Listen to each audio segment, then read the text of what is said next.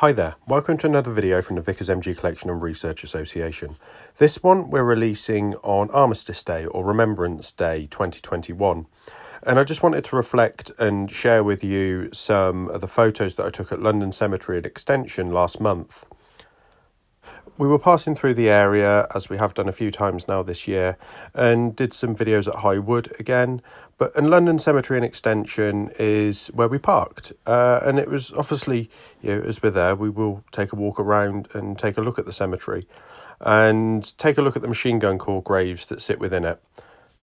We took some videos and film while we were going around the cemetery and some photos of the graves, but obviously we were paying our respects and didn't do any audio recording. So this video is just an opportunity to reflect and share some of the names of the men who were buried there and some of the things that we found out about them. Now, at the front of the cemetery is a separate plot with a number of graves there. And it turns out the gravestones, and it turns out they're actually memorials and names to men that are buried in the cemetery, but their specific locations no longer known. And the stone records that they were 78 non-commissioned officers and men that are outside the main entrance to the cemetery, straight off the roadside here. And you can see there's quite a range of regiments and units commemorated. Now, they were all killed on the 15th of September 1916, and with the exception of one, were all 141st Company of the Machine Gun Corps. The first of those is Sergeant David Edward Jones, aged 22, of Bow in London. Then we have Second Lieutenant Emsley Ramsden, aged 21, of Halifax in Yorkshire. Private Reginald Yates, aged 22, of Kentish Town in London. Private William Dobbs. Private George Frederick Doe, aged 20, of Bowes Park in London. And also outside in this commemoration area was Private Joseph Henry Randalls, of 16th Company, so the only one that's not 141st there. Sadly, we didn't take a photo of his grave, but we were able to identify him from the Commonwealth War Graves Commission records. Now, moving inside the cemetery, we have Lance Corporal Hugh McCaig of the 89th Company, killed on 18th of October 1916. He's buried with three comrades from the 89th Company, also killed on the 18th of October 1916.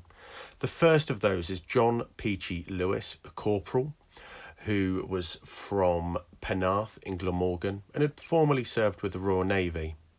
Then there's Private Harry Astbury and Private John William Millington, aged 21, of Wolverhampton. Then we had three men of the 51st Company, all killed on the 4th of November 1916. The first of those is Private John Edward Powley, aged 22, of Ickleford in Hertfordshire. Then there's Lance Sergeant Reginald Thomas Pedder, aged 21, of Biggleswade in Bedfordshire. And Private Harry Miller, age 18, of Loughton in Lancashire. Two men buried next to each other of the 86th Company Machine Gun Corps were both killed on the 28th of February 1917. They were Private Christopher Comerford and Private Albert Knight Pothecary. Christopher Comerford was from the Republic of Ireland. An earlier grave in the cemetery, and only one from this date, the 19th of August 1916, was Private John Almond of the 2nd Company Machine Gun Corps. And there's also Second Lieutenant George Thomas Bax, believed to be his grave, aged 27, killed on the 7th of September 1916, and he'd served with the 15th Battery of the Machine Gun Corps Motors, and he was from London, Wood Green. While we were looking around the cemetery, we were obviously trying to take photographs of all of those Machine Gun Corps graves we saw, but we missed 5 others, and they included Private James Johnston of 27th Company, killed on the 9th of July 1916. He's the earliest Machine Gun Corps grave in the cemetery. and shortly after was Private Simon Bathgate and Private Albert Walton of the 113th and 112th Companies, respectively. Private Harry Ketchell, killed on the 9th of September 1916, aged 19, of the 164th Company. And Private McClarty, private of the 52nd Battalion, and killed one of the later graves in the cemetery of the Great War on the 1st of November 1918. And walking around these cemeteries is always moments of personal reflection as well. This grave caught my eye, capturing Frank Richard Mumford, killed on the 8th of July 1916. He was in the 2nd Battalion, the Wiltshire Regiment. And as many of you will be aware, the association's based in Wiltshire.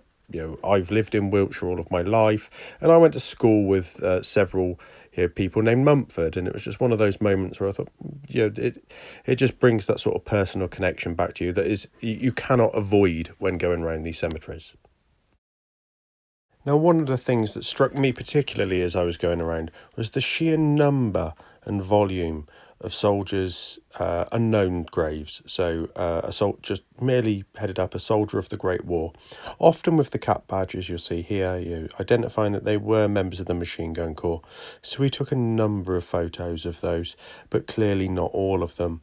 And that made me take a look at the information board that was available, but also, and then the information online. And that records that this cemetery, London Cemetery and Extension, has 3,873 burials, of which 3,114 of them are unidentified. So that's only 914 identified casualties, and that includes a small number of burials from the Second World War as well, 165. But the number of, say, unknown soldiers is particularly troubling, I suppose, is one of those words, because my own great uncle would be one of those of the Royal Wiltshire Yeomanry somewhere in France, or possibly not buried at all. He's remembered on the Arras Memorial.